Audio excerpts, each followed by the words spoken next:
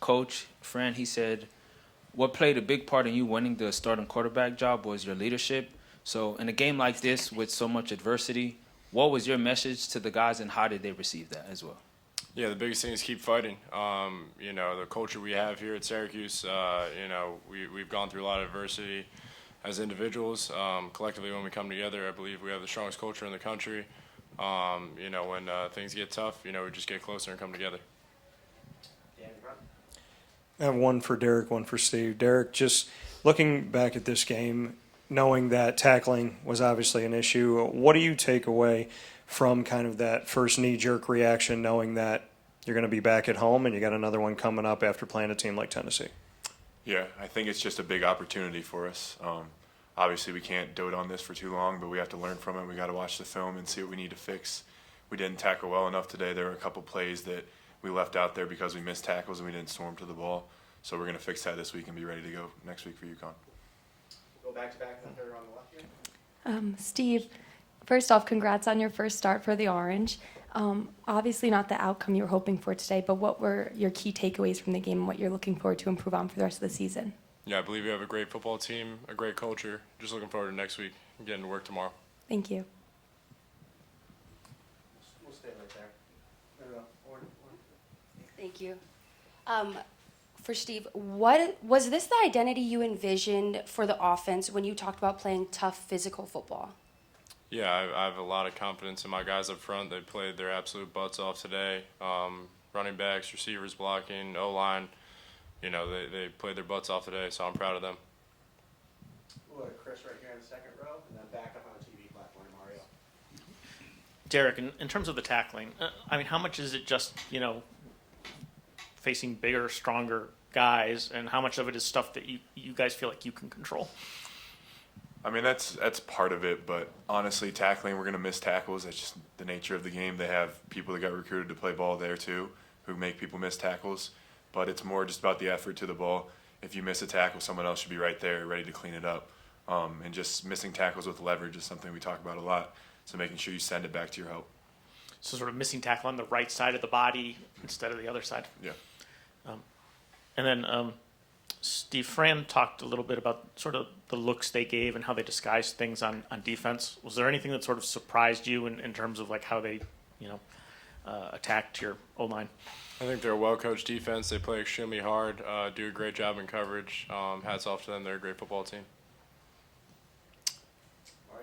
Kind of along those lines, he put it on himself saying those 5 sacks were on him.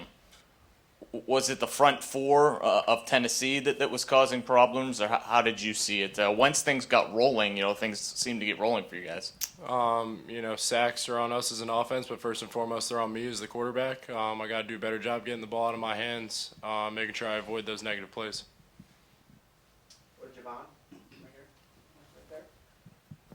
Steve, it seemed like you had a connection with Justice. He had some big catches for some pass interferences. What did you see from him in camp that allowed you to go into this game knowing you could target him, and what did you see from him today that allowed him to have success? He's a big receiver, strong hands, does a great job winning his one-on-ones. I think all the work that we put in throughout camp gave me a lot of confidence in him today. In the no huddle, you guys really seemed to get going. What was it about their defense that allowed you guys to capitalize in the no huddle situations? Yeah, all throughout camp we practiced no huddle up tempo, being able to change tempo, go a little fast, a little slow. So when those opportunities arose, I felt like we did a good job handling the tempo, getting everyone set, and snapping the football. Steve, kind of a two-part question here. I want to talk about the first quarter. You guys spot them a 17-0 lead. From an offensive perspective, you guys had that key penalty on the first drive that kind of stalled it, and then the sack fumble that led to the touchdown. Was it nerves, lack of execution? I guess, can you speak to what happened in that first quarter? And then the second part of that question is, what went right after that you essentially played them even the rest of the way? Yeah, I think, we got to come out and win the first quarter. We can't be digging ourselves in a hole. Me personally, I can't fumble the football. I got to take care of the football and do a better job of that. Kind of turning the page on the first quarter. I felt like we responded well and continued to play hard. And, I'm proud of those guys and everyone that's part of our football team. Just think we got to get back to work tomorrow. Steve, you've had less of a chance to get on the same page as a lot of your receivers than most of the starting quarterbacks in this country at this point. Did you feel like the timing was there today with your receivers, or did you feel like at times it might have been a little bit off? I think we have an unbelievable receiver room, an unbelievable coach. I think we're going to continue to work, and we have a very good offense, in my opinion. We'll go to the Daily Orange right here in the second row. Derek, in terms of what Joey Aguilar presented, what were some of the challenges that you faced, I guess, throughout this game in terms of trying to defend the pass today?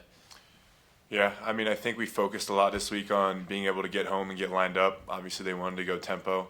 I thought we did a decent job of getting home and getting lined up. It was just giving up some explosive plays that really hurt us.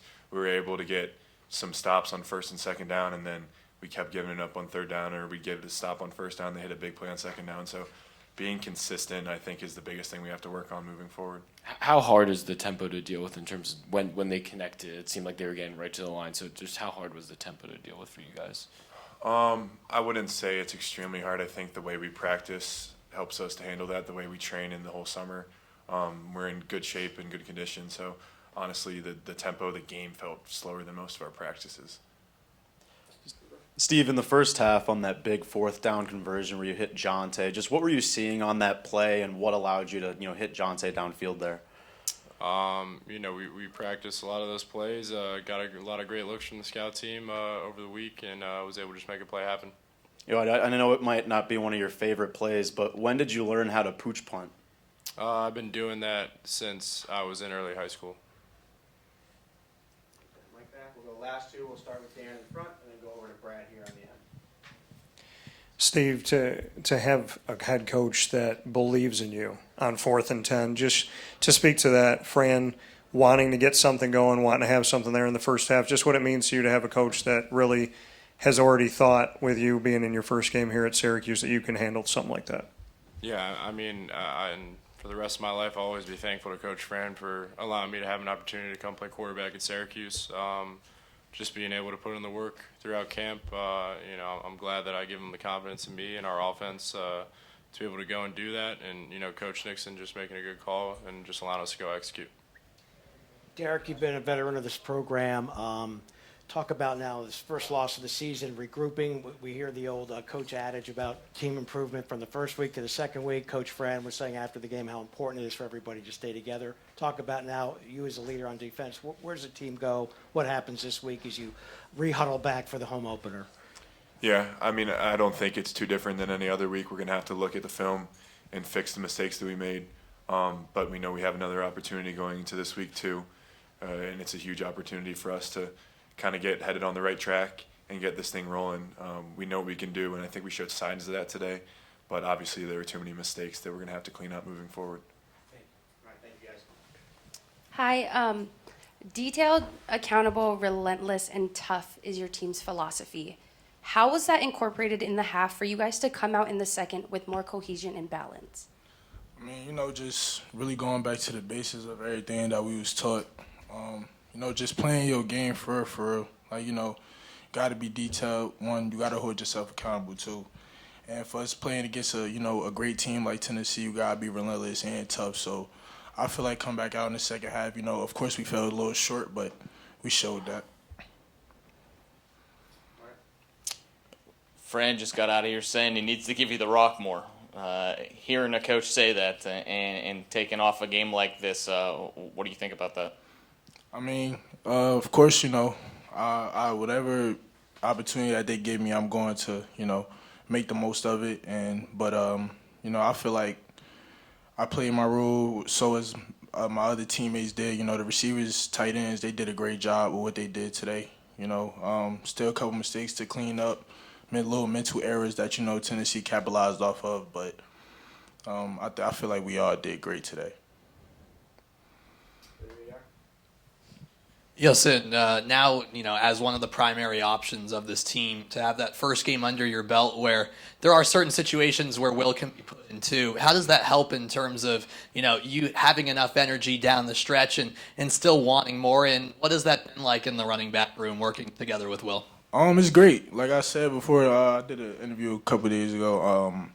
Will, he's great for, getting in and making those extra yards when I'm a little gassed. But me and Will, we complement each other very well. You know, I go in there, beat the defense up. He goes in there, you know, juke whatever you got to do and get around him. You know, he has speed, I'm power. So, you know, it's great, but like a lightning and thunder. Any more questions for you, Sin? We'll go Dan in front, and then we got a lot of hands. All right, we'll just stay in this group. We'll go these 5 and wrap up. Yes, and last year behind LeQuint Allen Jr. and now in this game, 91, almost 100 yards in the game and 3 touchdowns. Just what you can say about being the lead back, having this opportunity, and just what you took away from being behind LeQuint last year. LeQuint showed me how to, you know, lead the team, put him on his back. Like, for example, UNLV game, he had 4 touchdowns, and he had the last one in overtime. So, you know, me watching him all last season, is just he set a great example of how to lead a team and, you know, how to, you know, get your boys down the field and do what you got to do in critical situations. So. We'll go Zach Cooper, Chris, and then Javon to finish. You said you had obviously 3 touchdowns. You were getting a lot of touches in the red zone. Just take me through kind of your mentality when you get the ball down in the red zone and trying to get in the end zone. They can't tackle me. That's it. That's my mentality. Get through 'em. You know, you and LeQuint both, you know, share a very physical running style where you guys can both wear down defenses throughout the game. You know, is that something that you take pride in, your ability to, you know, make a defense gassed? Nah, yeah, for sure. You know, because first half, you know, you beat them up a little bit. You know, they don't really want to hit as much coming into the second half. Therefore, you just run right around them. You obviously ran the ball really hard today. Thank you. Where does your game need to grow for you? Like, where is your sort of point of emphasis in terms of improving? I'll say maybe getting my shoulder pads down a little bit more. So I feel like I ran a little high today. Maybe you know, getting the reads on the defense a little bit better. I feel like I haven't done too bad, but you know, you could always improve on something. So you know, we get back to the drawing board tomorrow, and we're gonna watch the film, see what we got fixed, see what we did well on, and we're gonna take it from there, going into UConn. Last question, Javon. You're saying the score from those last 3 quarters was 26-26. You know, the shutout in the first quarter is really what did it. What, from your standpoint, went wrong for the team in that first 15 minutes? To